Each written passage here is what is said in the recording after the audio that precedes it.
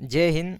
देखिए, हमारी UPSC PYQ की जो सीरीज है उसमें हमने बात कर लिए, हिस्ट्री के प्रश्न देख लिए हैं, उसके बाद हमने अर्थव्यवस्था के देख लिए, संविधान के देख लिए हैं, और आज हम बात करेंगे कृषि से संबंधित प्रश्नों की। और इनको जो है एक एक करके जो है इनको विश्लेषण के साथ समझेंगे। और अंत में आपके लिए जो है एक अभ्यास प्रश्न भी रहेगा हमेशा की तरह। तो चलिए, आज जो है भारतीय कृषि के जो यूपीएससी द्वारा पूछे गए पिछले पुराने वर्षों में, उनको आज हम देखेंगे और इनको जानेंगे और समझेंगे। तो यहाँ पर देखते हैं पहला प्रश्न। भारत में 4 गन्ने उत्पादक राज्यों को घटते हुए क्रम से सही अनुक्रम में जो है इनको व्यवस्थित करना है। ये प्रश्न आया था यूपीएससी प्रीलिम्स परीक्षा 2000 में। तो यहाँ पर जैसे ऑप्शन ए है महाराष्ट्र, उत्तर प्रदेश, तमिलनाडु, आंध्र प्रदेश। ऑप्शन बी है उत्तर प्रदेश, महाराष्ट्र, तमिलनाडु और आंध्र प्रदेश। ऑप्शन सी है महाराष्ट्र, उत्तर प्रदेश, आंध्र प्रदेश और तमिलनाडु। और ऑप्शन डी है उत्तर प्रदेश, महाराष्ट्र, आंध्र प्रदेश और तमिलनाडु। इनको जो है सही क्रम में बताना है। तो इसका सही जवाब है ऑप्शन बी, उत्तर प्रदेश, महाराष्ट्र, तमिलनाडु और आंध्र प्रदेश। ये जो है गन्ना उत्पादक राज्य हैं। अब देखते हैं प्रश्न 2। निम्न में से कौन सा ड्रिप सिंचाई का क्रियान्वयन करने के लाभ है? मतलब ड्रिप सिंचाई जो पद्धति होती है, तो उसके संबंध में जो है बताना है कि कौन कौन से इससे लाभ होते हैं। ये प्रश्न आया था यूपीएससी प्रीलिम्स परीक्षा 2016 में। तो इसमें पहला कथन है खरपतवार में कमी होती है इससे, मिट्टी की लवणता में कमी, मिट्टी के कटाव में कमी। तो इसमें बताना है कि कौन कौन से जो है कथन वो सही है। जैसे ऑप्शन ए है 1 और 2, ऑप्शन बी केवल 3, ऑप्शन सी केवल 1 और 3, या फिर ऑप्शन डी कोई नहीं। तो इसका सही जवाब है विकल्प सी, 1 और 3 जो कथन है वो सही है। तो हम यहाँ पर इसका विश्लेषण देख लेते हैं कि ड्रिप सिंचाई के क्या क्या लाभ होते हैं। सबसे पहले ड्रिप सिंचाई का मतलब समझते हैं। ड्रिप सिंचाई का मतलब होता है ये सिंचाई की जो है ये आधुनिक पद्धति है। और इसमें क्या होता है कि इसमें बूंद बूंद करके जो है सिंचाई पद्धति की व्यवस्था होती है। इसमें बूंद बूंद करके जो है फसलों में पानी दिया जाता है। ये आधुनिक जो है पद्धति हो जाती है। तो इसमें इसके लाभ जानते हैं कि ड्रिप सिंचाई करने के जो है क्या क्या लाभ हैं। तो इसमें जैसे पहला, उपलब्ध जल का अधिकतम उपयोग, खरपतवारों को जल का अभाव, अधिकतम फसल उत्पादन, उर्वरकों के उपयोग में अधिक दक्षता, खरपतवारों में निम्नतम वृद्धि तथा सक्षम कीटों की आबादी में कमी, और मृदा अपर्दन का अभाव। ये इसके जो है ड्रिप सिंचाई के प्रमुख लाभ हो जाते हैं। अब बढ़ते हैं तीसरे प्रश्न पर और इसको देखते हैं। जैसे निम्नलिखित कथनों पर विचार कीजिए। यह आया था यूपीएससी प्रीलिम परीक्षा 2017 में। तो इसको जान लेते। जैसे पहला पॉइंट था मोटर वाहनों के लिए टायरों और ट्यूबों के लिए भारतीय मानक ब्यूरो बीआईएस का मानक चिन्ह जो है अनिवार्य है। और दूसरा पॉइंट था एजीएमएआर के खाद्य एवं कृषि संगठन एफएओ द्वारा जारी एक गुणवत्ता प्रमाणन चिन्ह है। तो इनमें से बताना है कि कौन से कथन सही है। ऑप्शन ए है केवल 1, ऑप्शन बी केवल 2, या फिर ऑप्शन सी 1 और 2 दोनों। तो इसका सही जवाब है विकल्प डी, ने तो 1 और ने ही 2।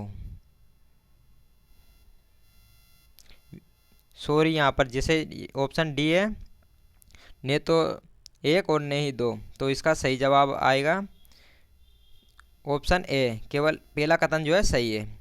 जैसे मोटर वाहनों के टायरों और ट्यूबों के लिए जो है भारतीय मानक ब्यूरो बीआईएस का मानक चिन्ह जो है वो अनिवार्य है।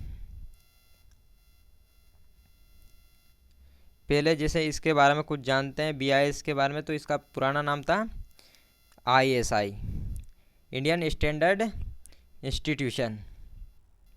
और इसका अभी बीआईएस हो गया द ब्यूरो ऑफ, जैसे ये भारतीय मानक ब्यूरो में जो है इसको चेंज कर दिया है।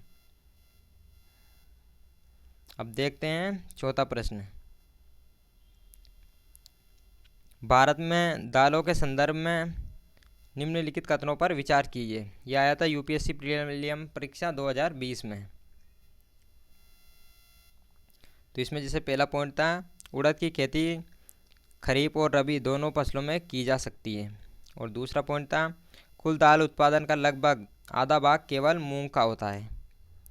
और तीसरा पॉइंट था, पिछले 3 दशकों में जहां खरीफ दालों का उत्पादन बढ़ा है, वहीं रबी दालों का उत्पादन जो है वो घटा है। तो इसमें बताना है कि कौन सा कथन सही है।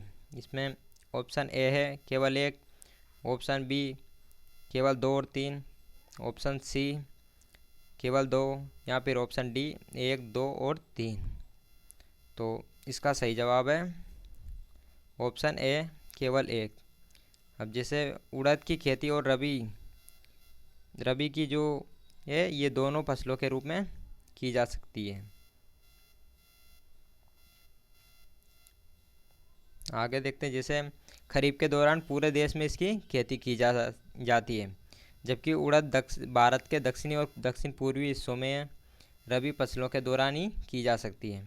और यहाँ पर देखें, जैसे चना जो है वो सबसे प्रमुख दाल हो जाती है, इसके बाद तुअर, अरहर, उड़द और मूंग का ये नंबर आ जाता है।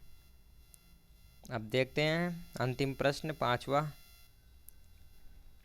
तो देखते हैं, जैसे भारतीय खाद्य निगम के लिए खाद्यान्नों की आर्थिक लागत में न्यूनतम समर्थन मूल्य, इसका मतलब होता है एमएसपी, और किसानों को भुगतान बोनस यदि कुछ है के साथ साथ और क्या शामिल है। यह आया था यूपीएससी प्रीलिम्स परीक्षा 2019 में। तो इसमें ऑप्शन ए है केवल परिवहन लागत, ऑप्शन बी केवल ब्याज लागत, ऑप्शन सी प्रापण प्रासंगिक प्रभार तथा वितरण लागत, ऑप्शन डी प्रापण प्रासंगिक प्रभार तथा गोदामों के प्रभार। तो इसका सही जवाब था विकल्प सी, प्रापण प्रासंगिक प्रभार तथा वितरण लागत। जैसे भारतीय खाद्य निगम के लिए खाद्यान्नों की आर्थिक लागत में निम्न शामिल है, जैसे न्यूनतम समर्थन मूल्य, एमएसपी, किसानों को भुगतान किए गए बोनस, प्रापण आकस्मिकताएं और वितरण लागत। यहाँ पर जैसे एक शब्द आया है न्यूनतम समर्थन मूल्य, इसको कहते हैं एमएसपी।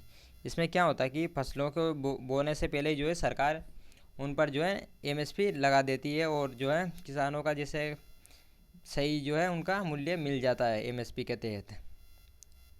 तो अब देख लेते हैं अभ्यास प्रश्न। सूक्ष्म सिंचाई पद्धति के संदर्भ में कौन से कथन सही है। ये आया था यूपीएससी प्रीलिम्स परीक्षा 2011 में। तो इसमें पहला पॉइंट था, मृदा से उर्वरक या पोषक हानि कम की जा सकती है। और पॉइंट 2, ये वर्षाधीन खेती की सिंचाई का एकमात्र साधन है। या फिर जैसे इससे कुछ कृषि क्षेत्रों में भूम जल स्तर को कम करने से रोका जा सकता है। तो इसमें बताना था कि कौन सा कथन सही है। जैसे पॉइंट ए केवल 1, दूसरा जैसे केवल 2 और 3, केवल 1 और 3, या फिर 1, 2 और 3। तो इसमें बताना कौन सा सही है। तो मिलते हैं अब अगली वीडियो में।